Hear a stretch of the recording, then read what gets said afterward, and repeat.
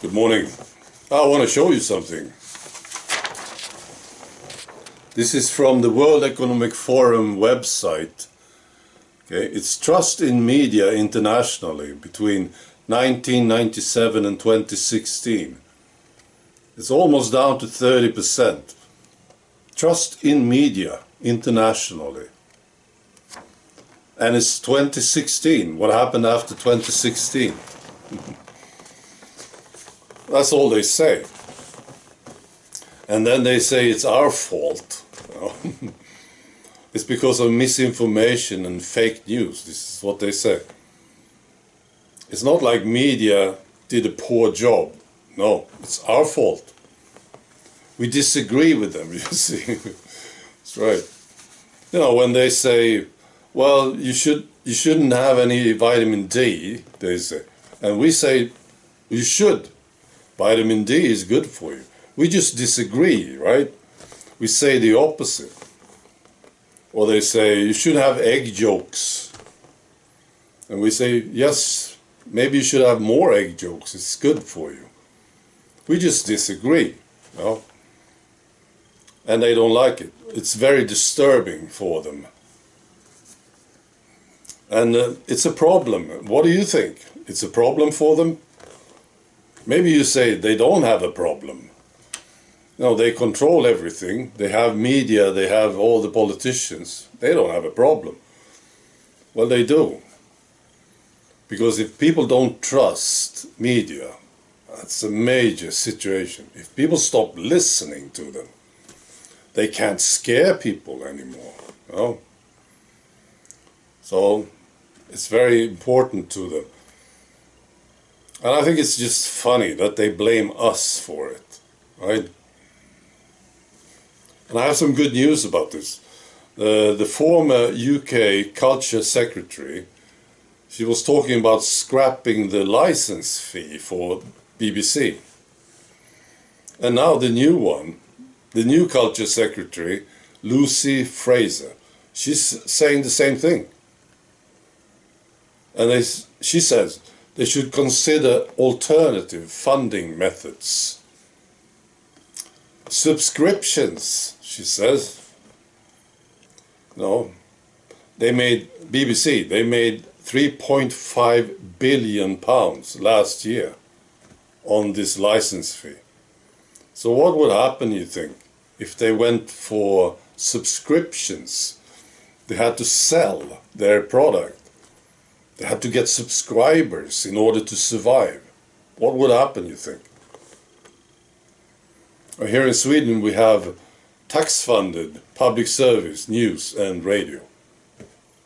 And they get a lot of money.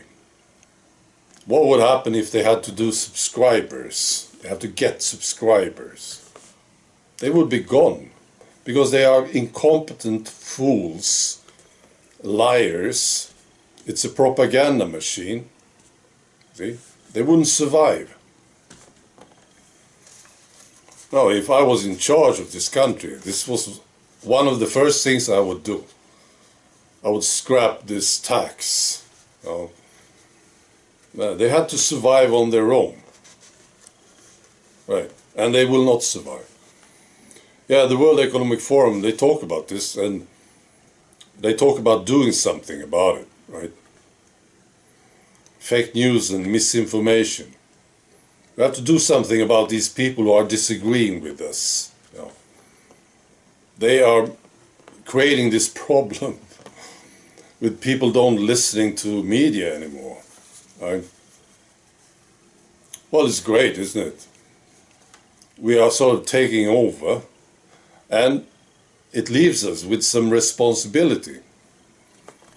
The first responsibility, I think, is not to be like them. This is the first thing. We shouldn't be anything like them. You know, I'm talking about mainstream media. We shouldn't be like them. Of course not.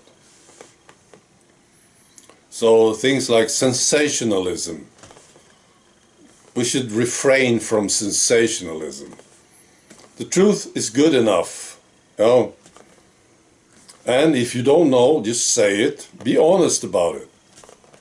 If you are speculating, say it. You see? Be honest. I think this is our responsibility. And of course, we should be independent. Very important. Stay away from any dependency anywhere, you know. Extremely important. They are not independent, of course. They are funded by the government often, or big business, right? We shouldn't have this. We are doing fantastic. I believe so. People are moving over. People distrust them now. Almost 30%. Interesting number, isn't it?